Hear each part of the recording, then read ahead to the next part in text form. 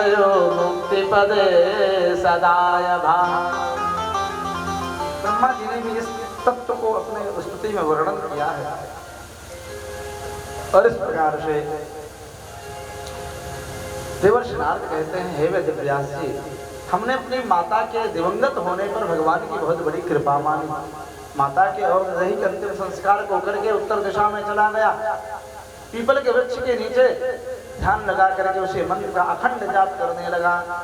हृदयासीन में शनैर हरि, मेरे हृदय में भगवान हरि प्रत्यक्ष चतुर्भुज रूप में प्रकट भये हैं। दिव्य भगवत दर्शन को प्राप्त करके मेरा मन आनंद की स्थितियों में डूबने लगा। किंतु दूसरे ही क्षण भगवान की वाचा की अंतर ध्यान हो गई, लुप्त हो गई, गायब हो गई। मैं व्याकुल हो गया।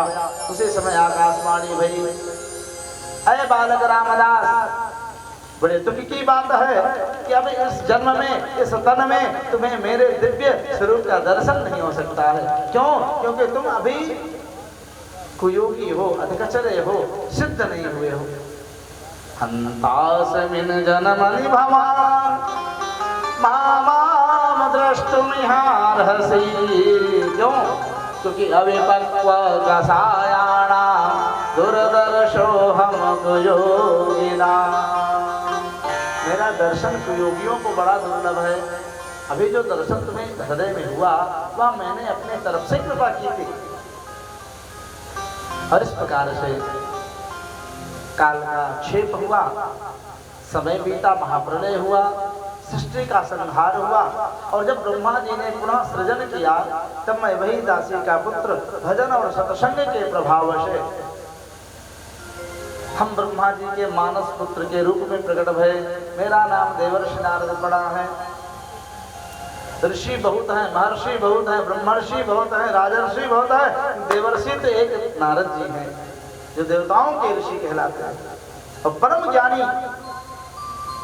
एक बात बताऊं, देवर्षि नारद बहुतों के गुरु भी हैं। वाल्मीकि के भी गुरु हैं, हनुमान जी के भी गुरु हैं। सूर्य के साथ साथ संगीत विद्या का ज्ञान हनुमान जी को नारद जी ने ही दिया है। अम्बरीश के गुरु, ध्रुव के गुरु, प्रहलाद के गुरु, पुंडरीक नामक भक्त की पुराणांतर में कथा आती, उनके भी गुरु, रत्नाकर डाकू के भी गुरु, राजा के भी गुरु और डाकुओं के भी गुरु। इस प्रकार से देवर्षि नारद अपने में बड़े ही विरले हैं। यहाँ तक कि उनका दर्शन क्या महत्व है कि नारदो देव दर्शन। नारद जी का दर्शन अगर हो जाए किसी जीव को, किसी व्यक्ति साधक को, चाहे असाधक को हो जाए। अरे रत्नाकर डाकू असाधक ही तो था, डाकू था। वो कौन भजन करते थे? पाप परायण थे, लोगों की छीनना, झपटना, मारना, यातना देना, यही उनका कर्म था। लेकिन देवर्षि नारद ने उन पर भी कृपा की और मरा मरा जपने के लिए कहा, उल्टी गुरु दीक्षा दी। जानते हैं ये महापापी, इससे भगवान का नाम निकलेगा नहीं, ठीक से श्रद्धा नहीं होगी।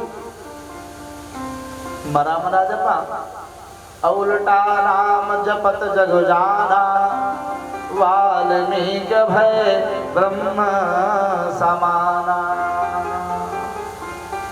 इस प्रकार से सत्संग और भजन के प्रताप से आज में देवर्षि नारद हुआ और भगवान के द्वारा प्राप्त इस महालक्ष्मी की वीणा को बजाते हुए मैं यत्र तत्र सर्वत्र विचरण करता हूँ। देवदत्तामिमां वीणां स्वर ब्रह्म विभूषिता, मूर्छयित्वा हरिकथा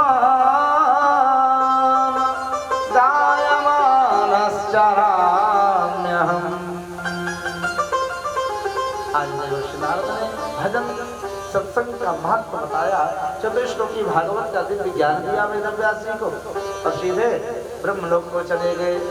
भागवत तत्व के ज्ञान को पाके वेदव्यास जी ने भागवत महापुराण की रचना की। 18,000 श्लोकों से युक्त किया, चतुश्लोकी का विस्तार किया। लेकिन एक पुत्र उत्पन्न हुआ था शिव जी की कृपा से, वह तो सीधे वन की तरफ चला गया। परम ज्ञानी था, अथवा अखंड निर्गुण ब्रह्म में अपने मन को तल्लीन कर दिया था। श्रीमद् भागवत महापुराण की रचना के बाद वेद व्यास जी चिंतित भय हैं, महापुराण तो बना ही लियो, लेकिन या को विस्तार कौन करेगो, या को प्रचार प्रसार कौन करेगो। अब हमारे शरीर में इतनी शक्ति ना है कि हम महापुराण का वाचन कर सके। अपने कुछ शिष्यों को भागवत के एक श्लोक पढ़ाए जिसमें भगवान के परम दिव्य करुणा का, दया का वर्णन है। उससे पहले एक दिव्य श्लोक पढ़ाया था, इसमें भगवान के दिव्य रूप माधुरी का वर्णन है, उनके दिव्य कमनीय रूप का, स्वरूप का वर्णन है। वृंदावन बाके बिहारी ग्वाल बालों के साथ गोचारण करते हुए कैसे वृंदावन में प्रवेश करते हैं। बरहापीडम नटवर वपुः कर्णयोः कर्णिकारम् विभ्रतवासः कनककपिशम वैजयन्तीं च मालाम् रन्ध्रानवेणोरधर सुधया पूरयन् गोपवृन्दैः वृन्दारण्यं स्वपदरमणम् प्राविशद गीतकीर्तिः। भगवान बाके बिहारी के दिव्य रूप माधुरी का वर्णन श्लोक में जब ब्रह्मचारियों के द्वारा सुखदेव जी ध्यान लगाए बैठे हैं गुफा में, उनके कान में भागवत के इस मंगलमय श्लोक की ध्वनि गई, ध्यान टूट गया, बाहर निकले, कहा तुमने कहाँ से इतने सुंदर श्लोक पढ़े हैं, सीखे हैं? हमारे गुरुजी ने कृपा करके दी है। लेकिन पुनः सुखदेव जी समाधि में बैठ गए, ध्यान लगा लिए, तो किसी की रूप माधुरी से मुझे क्या लेना देना। अगले दिन वेद व्यास जी ने पुनः सुंदर करुणा में भगवान के श्लोक को रटाया ब्रह्मचारियों को, कहा जाओ जाकर के सुखदेव के सम्मुख इस दिव्य श्लोक का गान करना।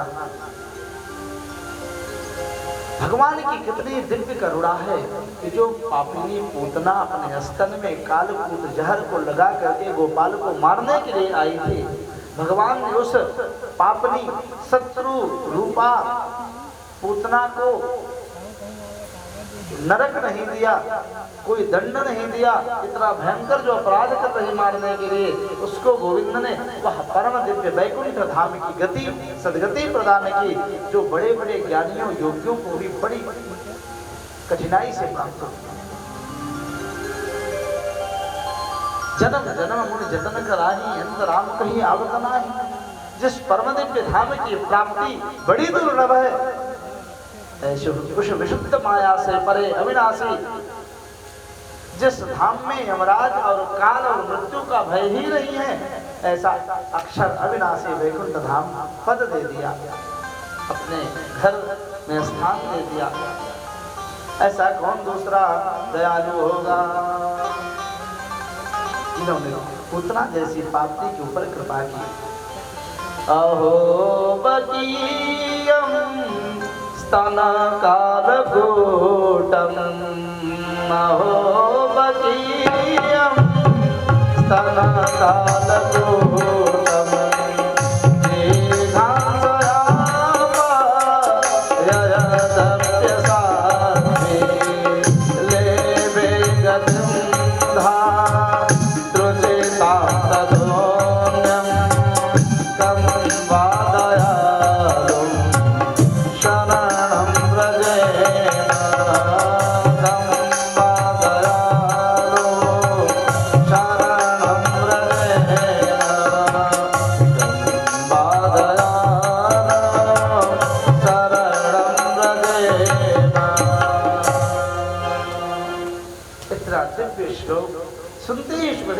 ध्यान भंग हुआ। भागे भागे ब्रह्मचारियों के हाथ को पकड़े, कृपा करके बताओ मुझे भी ऐसे श्लोक कैसे मिलेंगे।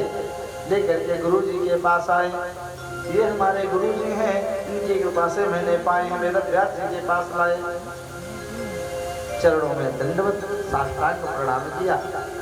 ध्यान से देखा, जो इनके गुरुजी हैं देख के मुस्कुराने लगे। ये हमारे आपके गुरुजी के साथ साथ मेरे पिताजी भी, बोलो जय जय। और ध्यान देना, इतनी दिव्य कृपा गुरु तो करते ही हैं, अगर पिता हो तो और अधिकार बढ़ जाता है। अरे पिता की समस्त संपत्ति का अधिकार पुत्र पर अयासी रहता है। पिताजी आपके चरणों में मैं कोटि कोटि वंदन करता हूँ। हम आपको भी अपना गुरु बना करके भागवत तत्व के ज्ञान को चाहते हैं। वेद व्यास जी ने कहा, शुक्र कहते तो तुम ठीक हो, लेकिन भागवत तत्व के पूर्ण ज्ञान को अभी तक हमने इन शिष्यों को भी नहीं दिया है, जो हमारी इतने वर्षों से सेवा करते हैं। अगर तुमको दे दूं, इनको नहीं दे रहा हूं, इनके मन में दुख हो जाएगा। राजा के लिए जिस प्रकार से उसकी सब प्रजा बराबर होती है, वैसे गुरु के लिए उसकी अपनी संतान और शिष्य बराबर होते हैं, ऐसा शास्त्रों में वर्णन है। यद्यपि हमने इन शिष्यों को इसीलिए पूर्ण भागवत तत्व का ज्ञान नहीं दिया क्योंकि इनमें कुछ कमियां हैं। उस कमी के कारण ये अनधिकारी थे, इसलिए हमने इनको पूरा ज्ञान नहीं दिया। कुछ ही श्लोकों का दिव्य ज्ञान दिया है। कोई क्रोधी, कोई कामी, कोई लोभी, कुछ न कुछ माया के प्रभाव से ही पीड़ित थे। बेटा तुमको मैं पढ़ाऊंगा, लेकिन उसके लिए तुम्हें पहले मिथिलांचल में जनकपुरी में जाना होगा। और वहां पर इस समय द्वापर युग में बहुलाश नाम के जनक राजपाट कर रहे हैं, जो परम ज्ञानी हैं। योगेश्वर प्रसादेन द्वंद्वैर्मुक्ता गृहेष्वपि। सद्गुरुदेव